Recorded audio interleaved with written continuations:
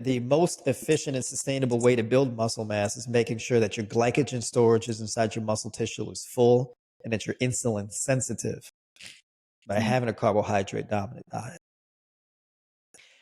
As far as muscle mass retention is concerned, because the thing is that in order to maximize muscle growth, we also need to maximize muscle retention. So basically, there's two states of being inside of a muscular environment. You have a catabolic environment and an anabolic environment.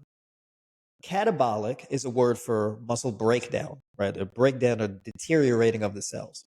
Anabolic is a word for growth, right? So when you go into a caloric deficit or the glucose inside the muscle tissue is depleted, this puts the muscle in a catabolic state, this muscle breakdown. When the muscle is well fed, is well hydrated, and the glycogen stores inside the muscle tissue is full, it gets put into an anabolic state for muscle growth. When you maintain adequate levels of glycogen stored inside the muscle tissue, this maintains the actual muscle size and the muscle volume and strength. Right? So this is why I'm against carb cutting, right? Because the carbohydrates is needed to maintain the respiration and metabolic process that maintains the life cycle of the muscle tissue, right? So all of the cells inside the muscle tissue are living, and if you deprive them of that glucose, they die off sooner than later. They become dehydrated. They're not really able to feed off of the glucose, create cellular, intracellular energy, and they start to die off. And then as a result, you can experience weakening and muscle mass shrinkage and reduction. So this is why I prioritize the carbohydrates over the protein. Protein is important. It's just not as important as people think it is, as far as the overall amount you consume is concerned. Yeah, actually, why do you think people tend to overestimate the importance of protein for building muscle? And why do people, when we say we're on a high raw vegan diet, often their first question, especially in the fitness world, is, well, you don't get enough protein? Yeah, so basically it's a cultural, kind of like a cultural pathology that we have. Is motivated by a couple things, tradition, as well as there's an economic incentive, right? So in the Western world, especially here in the United States, a large part of our food system is driven by animal agriculture.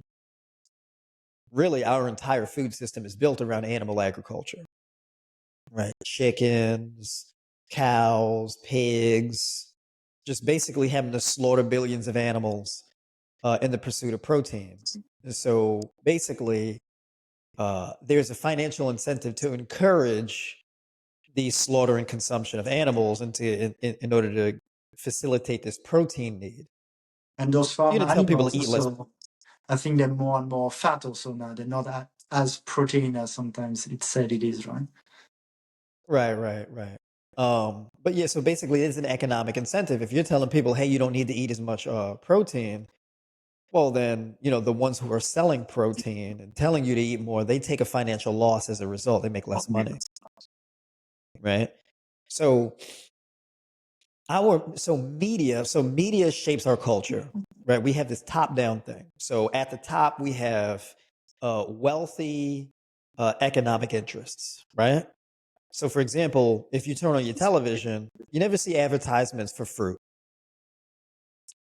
right?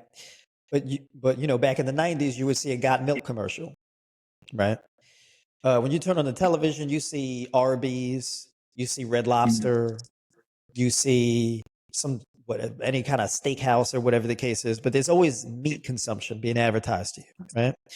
Even in, junk food, they advertise how much protein is in the junk food, right? And there's no sugar, right? So they advertise there being no sugar and more protein, right?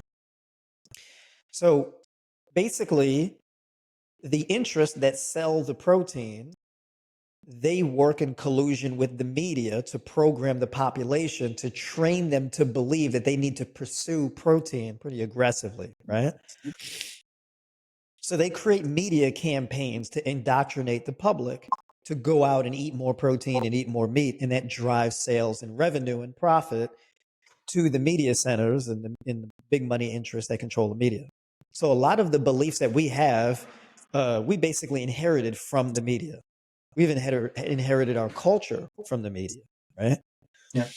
So a lot of the things that people think is just a result of that. It's not based on science or anything like